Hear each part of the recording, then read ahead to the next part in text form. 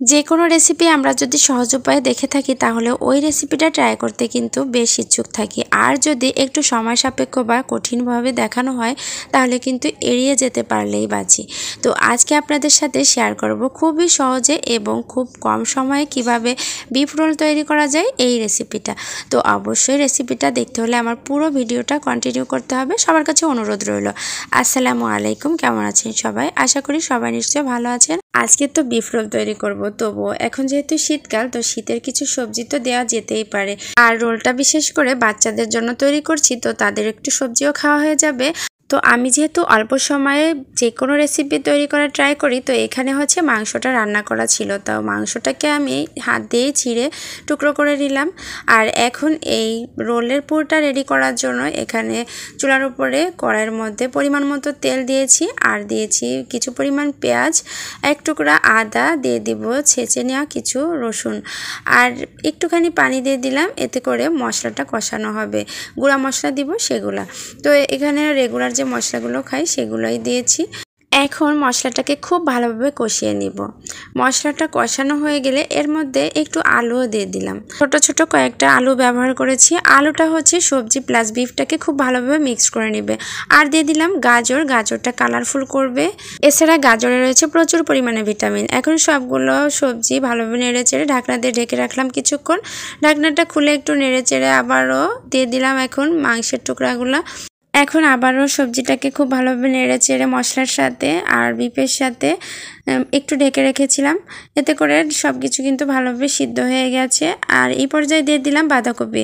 বাঁধাকপির পরিমাণটা একটু বেশি, তাই আগে থেকে সিদ্ধ করে নিয়েছি। আর দিয়ে দিলাম কয়েকটা কাঁচামরিচ কুচি। এখন সবগুলো সবজি প্লাস বিফটাকে খুব ভালোভাবে নেড়ে চেড়ে মিক্স করে নিব। অলমোস্ট রান্না প্রায় শেষ, তবে এই লাস্ট পর্যায়ে দিয়ে দিব একটু টমেটো সস আর সয়া সস। এতে কিন্তু টেস্টটা আরও বেশি বাড়বে। আর দিয়ে দিব গরম মশলার গুঁড়া। তো এখন একটু নেড়ে চেড়ে নিলেই কিন্তু পুরটা রেডি হয়ে যাবে। আর পুরটা ঠান্ডা হতে থাকবে। আর এদিকে আমি আটাটাকে কাই করে নিয়েছি হালকা কুসুম গরম পানি দিয়ে। এখন আমি পরিমাণ মতো আটা নিয়ে খুব সুন্দরভাবে পাতলা করে রুটিগুলো বেলে নেব। রুটিটা যদি মোটা হয় তাহলে কিন্তু রোলটা সুন্দর হবে না। তো এর জন্য যতটা সম্ভব একেবারেই পাতলা করে নিব। রোলের জন্য যে পুরটা রেডি রেখেছিলাম, এই যে সেই পুরটা দিয়ে দিচ্ছি। পুরটাও পরিমাণ মতো দিতে হবে, এমনভাবে দিতে হবে যেন একটা সুন্দর মিডিয়াম সাইজের রোল তৈরি হয়। তো এভাবে ভাঁজটা আমি খুব ভালোভাবে দেখিয়ে দিলাম। আপনারা যারা পারেন তারা তো আরও সুন্দরভাবে পারেনই, আর যারা নতুন আমার মতো তারা কিন্তু এভাবে ট্রাই করতে পারেন। তো এখানে হচ্ছে কটন বাড়িতে একটু পানি দিয়ে দিলাম। এতে করে রোলটা খুব ভালোভাবে আটকে যাবে, মুখটা খুলে যাবার কোনো ভয় থাকবে না। তো খুব সুন্দর আলতো করে কিন্তু আমি এই যে মুড়ে নিলাম। এই তো আমার রোলটা একেবারে রেডি, একেবারে মিডিয়াম সাইজ হয়েছে, না বড় না ছোট। এখন দুই সাইডটাও আমি একটু সুন্দর করে আটকে দিলাম, মানে মুখটা যাতে খুলে না যায় সেভাবে আমি সুন্দর করে এটাকে আটকে দিলাম আঙ্গুলের দ্বারা। এখন এই যে একে একে সবগুলো রোল তৈরি করে নেব। আর যখন রোলটা তৈরি হয়ে যাবে তখন হচ্ছে ভাজার পালা। তো ভাজার জন্য এখানে ফ্রাই প্যানে তেল দিয়েছি। তেলটা একটু গরম হতেই এর মধ্যে একে একে রোলগুলো দিয়ে দিব। তো এখানে আমার যে কটা রোল দিয়েছি এগুলোকে খুব ভালোভাবে উল্টে পাল্টে ভেজে নিব। চুলার আঁচটা একেবারে মিডিয়াম করে রাখবো, হাই হিটে দেওয়া যাবে না, আবার লো হিটে দিলেও কিন্তু রোলগুলো শক্ত হয়ে যাবে।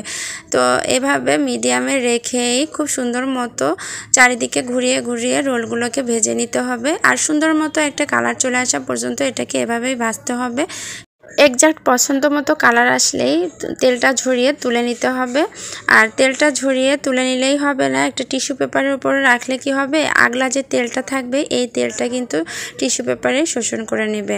এই তো গরম অবস্থায় একটা রোল আপনাদেরকে ভেঙে দেখালাম আর এরপর পরিবেশন করলাম সস দিয়ে।